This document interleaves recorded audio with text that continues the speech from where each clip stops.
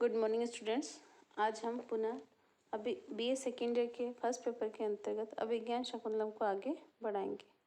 पिछले वीडियोस में हमने पढ़ा कि किस प्रकार महाकवि कालिदास ने मृग की और घोड़ों की स्वाभाविक दशा का वर्णन किया था, और आगे भी महाकवि कालिदास बताते हैं कि जब राजा मृग का अनुसरण करते आगे पहुंचता है तो तपस्वी उनको रोक देते हैं कि यह आश्रम का मृग है, राजा आपको इसके ऊपर धनुष बाण नहीं चलाना चाहिए, यह आपके वंश को शोभा नहीं देता। तो उसी समय क्षमा मांगते हुए राजा अपने धनुष बाण को रथ में दे देता है, रख देता है सारथी के पास, और खुद पैदल आगे आश्रम को देखने चला जाता है।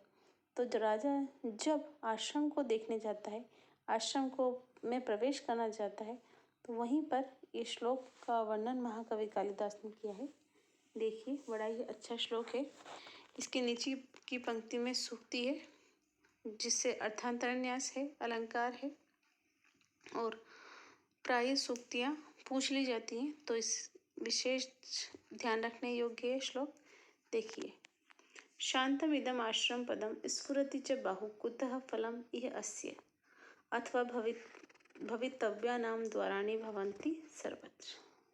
शांतम इदम पदम आश्रम पदम स्फुरति च बाहु कुतः फलम इह अस्य अथवा भवितव्यानां द्वाराणि भवन्ति सर्वत्र। देखिए, इदम आश्रम पदम शांतम, यह आश्रम का शांतिमय स्थान है। जब राजा प्रवेश कर रहा है आश्रम में, तो राजा कहता है कि इदम आश्रम पदम शांतम, यह आश्रम का शांतिमय स्थान है। बाहुच स्फुरति, और मेरी भुजा फड़क रही है, और मेरी क्या फड़क रही है? भुजा फड़क रही है। यह अस्य फलम कुतः, यहाँ पर इसका फल कैसे प्राप्त हो सकता है? वे राजा कहता है कि मेरी दाहिना भुजा फड़क रही है, शुभ संकेत है, तो इसका फल यहाँ पर कैसे प्राप्त हो सकता है? अथवा भवितव्यानां द्वाराणि, अथवा होने वाली घटनाओं का, अर्थात भविष्य अवश्याम्य घटनाओं का, द्वाराणि सर्वत्र भवन्ति, द्वार या उपाय सभी जगह होते हैं। पुनः देखिए कि यह आश्रम का शांतिमय स्थान है, और मेरी क्या फड़क रही है? दाहिनी भुजा फड़क रही है। दाहिनी भुजा फड़कने का फल होता है किसी सुंदर स्त्री की प्राप्ति या सुंदर स्त्री से मिलना। तो राजा कहता है कि आश्रम का शांतिमय स्थान है, और मेरी क्या फड़क रही है? भुजा फड़क रही है। और यह अस्य फलम कुतः, ही इसका फल यहाँ पर कैसे प्राप्त हो सकता है? क्योंकि ये तो आश्रम है। फिर राजा का दिमाग कहता है कि अथवा भवितव्यानां, होने वाली घटनाओं का, भवितव्यानां यानी होने वाली अवश्यम भावी घटनाओं का, द्वाराणि सर्वत्र भवन्ति, द्वार या उपाय सभी जगह हो सकते हैं। अर्थात मिलने वाली वस्तुएं कहीं भी मिल सकती है, चाहे वो राजा का राजमहल हो या आश्रम का। तो यहाँ पर इसी का वर्णन किया गया है कि राजा की भुजा फड़क रही है, अर्थात वे आगे किससे मिलने वाले हैं? शकुंतला से मिलने वाले हैं। यहाँ इसकी सूचना प्रस्तुत श्लोक में दी गई है। देखिए इसके अनुवाद में कि आश्रम का शांतिपूर्ण स्थान है, मेरी दाहिनी भुजा फड़क रही है, इसका फल यहाँ कैसे मिल सकता है? अर्थात नहीं मिल सकता। अथवा अवश्य भावी कार्यों के उपाय कहाँ होते हैं? सर्वत्र होते हैं। तो ये सूक्ति होने से महत्वपूर्ण श्लोक है। यहाँ पे देखिए, अर्थांतरन्यास अलंकार है, विशेष कथन करके सामान्य कथन से इसका समर्थन किया गया है, अतः अर्थांतरन्यास अलंकार है। और यहाँ पर आर्या जाति नामक छंद है, और हम इसके व्याकरणात्मक टिप्पणी हम देख ही सकते हैं। वैसे तो सरल है, फिर भी जैसे भवंती में लट लकार बहुवचन का है, अथवा भवितव्यानां, भविष्य तव्यत प्रत्यय का प्रयोग है। कुतः शब्द में यहाँ पर तसिल प्रत्यय का प्रयोग है। इह अस्य, तो यहाँ पर दीर्घ संधि है इह प्लस अस्य में। तो इस प्रकार यहाँ की व्याकरणात्मक टिप्पणी हम देख सकते हैं। अब इसके आगे राजा जब आश्रम में प्रवेश करता है तो वहाँ का वर्णन है। वहाँ पर राजा पेड़ की आड़ में छुपकर राजा वहाँ पर दोनों सखियों की बातें सुन रहा है कि कैसे शकुंतला अपनी दो सखियों के साथ प्रवेश कर रही है। और जब राजा ध्यान देकर सुनता है, वृक्ष के पास खड़ा होके और घूम के देखता है तो वहाँ पर सुंदर तपस्वी कन्याएं राजा को नजर आती हैं। तो वहीं का वर्णन कहा गया है, देखिए। शुद्धांत दुर्लभम इदम वपुर आश्रम वासिनो यदि जनस्य दूरी कृता खलु गुण उद्यान लता भी वल्लता भी। देखिए दोबारा से, शुद्धांत दुर्लभम इदम वपुर आश्रम वासिनो यदि जनस्य दूरी कृता खलु गुण उद्यान लता वन लता भी।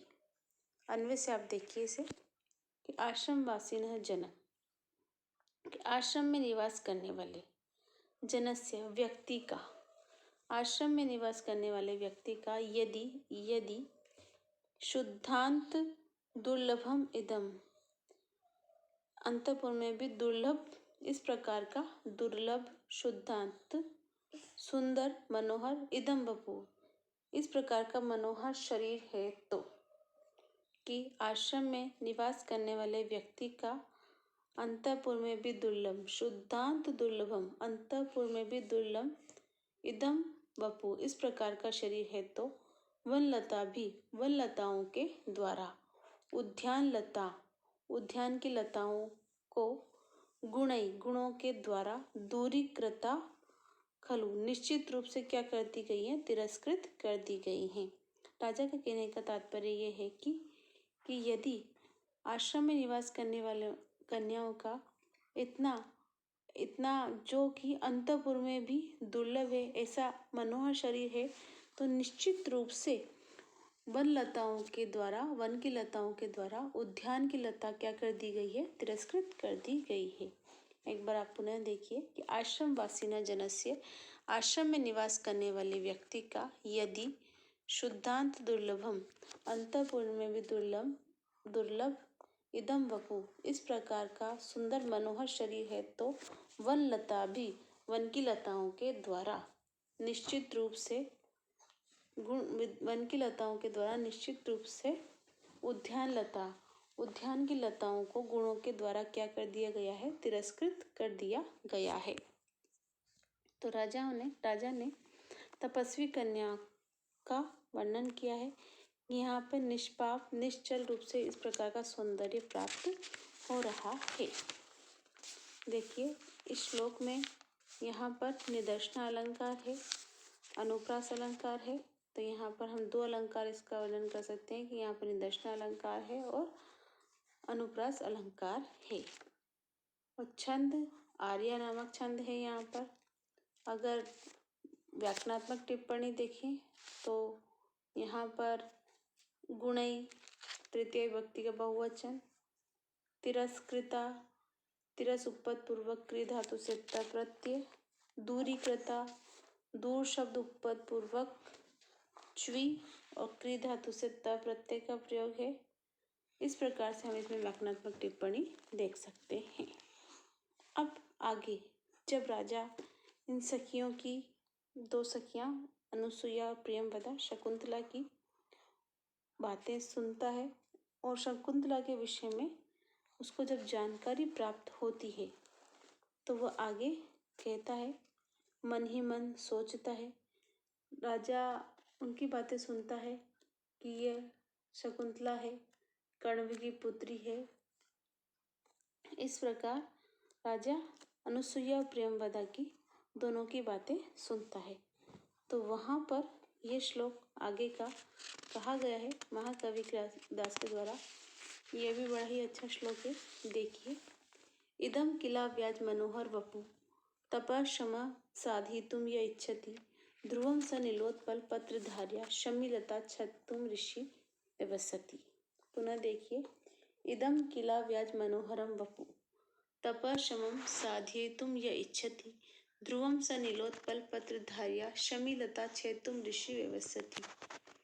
देखिए, राजा कहता है कि यह ऋषि, कि जो ऋषि अव्याज मनोहरम वपु, स्वभाव से सुंदर, अव्याज स्वभाव से मनोहर सुंदर, इदम वपु, इस शकुंतला के शरीर को, इदम इस शकुंतला के शरीर को, किलह निश्चित रूप से, तपह तप के द्वारा, तपस्या के से, श्रमम साधितुम साधन के योग्य बनाने की इच्छा करता है।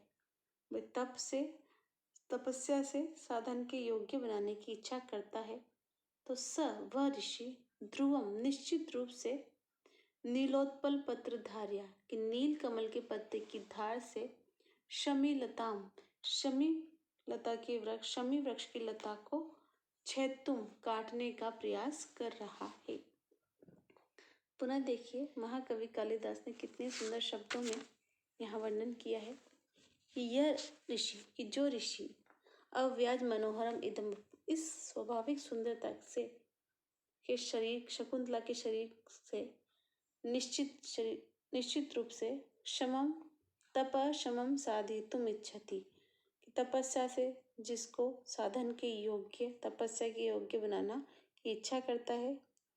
तो वह ऋषि, वह ऋषि निश्चित रूप से, ध्रुवम निश्चित रूप से, नीलोत्पल पत्र धार्या कि नील कमल के पत्ते की धार से, नील कमल का पत्ता होता है बिल्कुल कोमल, और शमी लताम छेदुम, शमी वृक्ष की लता होती है अत्यधिक कठोर। तो नील कमल के पत्ते की धार से मानो किसको काटना चाहता है, वह शमी लता के वृक्ष को काटना चाहता है या काटने का प्रयास कर रहा है। तो राजा का कथन यह है कि यह शकुंतला का स्वाभाविक कोमल शरीर से मानो कर्ण ऋषि क्या कर रहे हैं, शमी लता के वृक्ष की डाल को काट रहे हैं, जो कि कैसा कार्य है, असंभव कार्य है। तो यहाँ पर ध्रुवम शब्द का प्रयोग हुआ है, जैसा कि हमने उत्प्रेक्षा अलंकार में देखा है कि जब ध्रुवम शब्द का प्रयोग होता है तो वहाँ उत्प्रेक्षा अलंकार होता है। अतः यहाँ पर उत्प्रेक्षा अलंकार है। निदर्शन अलंकार है कि असंबंध वस्तु का संबंध बताया गया तो निदर्शन अलंकार है। और यदि वर्णों की गणना करते हैं तो यहाँ पर प्रत्येक चरण में 12 वर्ण है, जिससे वंशस्थ छंद का उदाहरण है। अतः ये वंशस्थ छंद है। इस प्रकार व्याकरणात्मक टिप्पणी देखें तो देखिए, छेदुम में छिद धातु से तुमन प्रत्यय है। ध्रुव हमने बताया है कि किसका द्योतक है, उत्प्रेक्षा अलंकार का द्योतक है। अव्याज इति व्याज, न व्याज इति अव्याज, इस प्रकार से यहाँ पे नए तत्पुरुष समास है। वे सती, वी उपसर्ग पूर्वक और अव उपसर्ग पूर्वक सो धातु से लट लकार का रूप बनता है। इस प्रकार बड़े ही सुंदर शब्दों में राजा ने अपने मन की बात को यहाँ पर प्रकट किया है। अब आगे हम देखते हैं कि राजा आगे किस प्रकार से शकुंतला के विषय में सोचता है। इसके आगे का अध्ययन हम नेक्स्ट वीडियो में करेंगे। तब तक के लिए इत्यलम, धन्यवाद। शुभास्ते पंथानम संतु।